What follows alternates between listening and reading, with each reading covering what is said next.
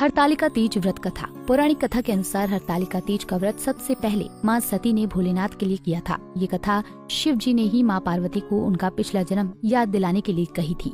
हरतालिका तीज व्रत कथा के अनुसार भगवान भोलेनाथ माता पार्वती से कहते हैं, हे गौरा, पिछले जन्म में तुमने मुझे पाने के लिए बहुत छोटी उम्र में कठोर तप और घोर तपस्या की थी। तुमने ना तो कुछ खाया और ना ही कुछ पिया, बस हवा और सूखे पत्ते चबाए। जला देने वाली गर्मी हो या कपा देने वाली ठंड, तुम नहीं हटी, डटी रही। बारिश में भी तुमने जल नहीं पिया। तुम्हें इस हालात में देखकर तुम्हारे पिता दुखी थे। उनको दुखी देखकर नारद मुनि आए और कहा कि मैं भगवान विष्णु के भेजने पर यहाँ आया हूँ। वो आपकी कन्या से विवाह करना चाहते हैं। इस बारे में मैं आपकी राय जानना चाहता हूँ। नारद जी की बात सुनकर आपके पिता बोले, अगर भगवान विष्णु ये चाहते हैं तो उन्हें कोई आपत्ति नहीं है, परंतु जब तुम्हें इस विवाह के बारे में पता चला तो तुम दुखी हो गई। तुम्हारी एक सहेली ने तुम्हारे दुख का कारण पूछा तो तुमने कहा कि मैंने सच्चे मन से भगवान शिव का वरण किया है, किंतु मेरे पिता ने मेरा विवाह विष्णु जी के साथ तय कर दिया है। मैं विचित्र धर्म संकट में हूँ। अब मेरे पास प्राण त्याग देने के अलावा कोई और उपाय नहीं बचा।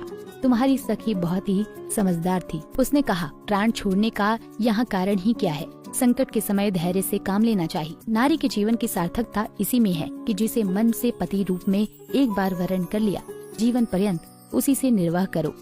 मैं तुम्हें घनघोर वन में ले चलती हूँ, जो साधना स्थल भी है, जहाँ तुम्हारे पिता तुम्हें खोज भी नहीं पाएंगे। मुझे पूर्ण विश्वास है कि भगवान अवश्य ही तुम्हारी सहायता करेंगे। तुमने ऐसा ही किया।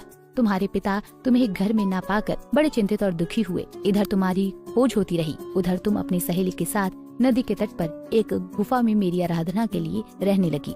तुमने रेत के शिवलिंग का निर्माण किया। तुम्हारी इस कठोर तपस्या के प्रभाव से मेरा आसन हिल उठा और मैं शीघ्र ही तुम्हारे पास आ पहुंचा और तुमसे वर मांगने को कहा। तब अपनी समस्या के फलीभूत मुझे अपने समक्ष पाकर तुमने कहा, मैं आपको सच्चे मन से पति के रूप में वरण कर चुकी हूँ। यदि आप सचमुच मेरी तपस्या से प्रसन्न होकर यहाँ पधारे हैं तो मुझे अपनी अर्धांगिनी के रूप में स्वीकार कर लीजिए। तब तथास्तु कहकर मैं कैलाश पर्वत पर लौट गया। उसी समय गिरिराज अपने बंधु बांधवों के साथ तुम्हें खोजते हुए वहाँ पहुँचे। तुमने सारा वृत्तांत बताया और कहा कि मैं घर तभी जाऊंगी अगर आप महादेव से मेरा विवाह करेंगे। तुम्हारे पिता मान गए और उन्होंने हमारा विवाह करवाया। इस व्रत का महत्व ये है कि मैं इस व्रत को पूर्व निष्ठा से करने वाली प्रत्येक स्त्री को मनोवांछित फल देता हूँ। इस पूरे प्रकरण में तुम्हारी सखी ने तुम्हारा हरण किया था, इसलिए व्रत का नाम हरतालिका निर्धारित हो गया। इस व्रत से जुड़ी एक मान्यता ये है कि इस व्रत को करने वाली स्त्रियां पार्वती जी के समान ही सुख पूर्वक अपने पति रमण करके शिवलोक को जाती हैं। सौभाग्यवती स्त्रियां अपने सुहाग को अखंड बनाए रखने और अविवाहित युवतियां मन मुताबिक वर पाने के लिए हरतालिका तीज का व्रत करती हैं और रात में भजन कीर्तन करते हुए जागरण कर 3 बार आरती की जाती है और शिव पार्वती विवाह की कथा सुनी जाती है। इससे कथा का पूरा फल मिलता है।